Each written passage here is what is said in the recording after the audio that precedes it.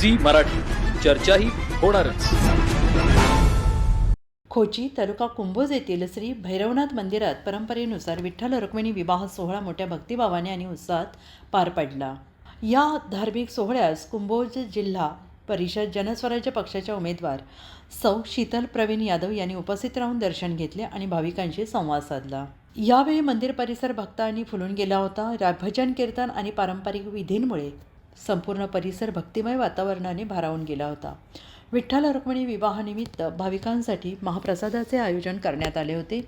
सौ शीतल यादव यांनी भैरवनाथ महाराजांचे दर्शन घेऊन ग्रामस्थांच्या सुखसमृद्धीसाठी प्रार्थना केली. अशा धार्मिक आणि सांस्कृतिक परंपरा समाजात एकात्मता निर्माण करतात, असे मत त्यांनी यावेळेस व्यक्त केले. या कार्यक्रमास ग्रामस्थ महिला मंडळ, तरुण वर्ग, भाविक मोठ्या संख्येनं उपस्थित होते.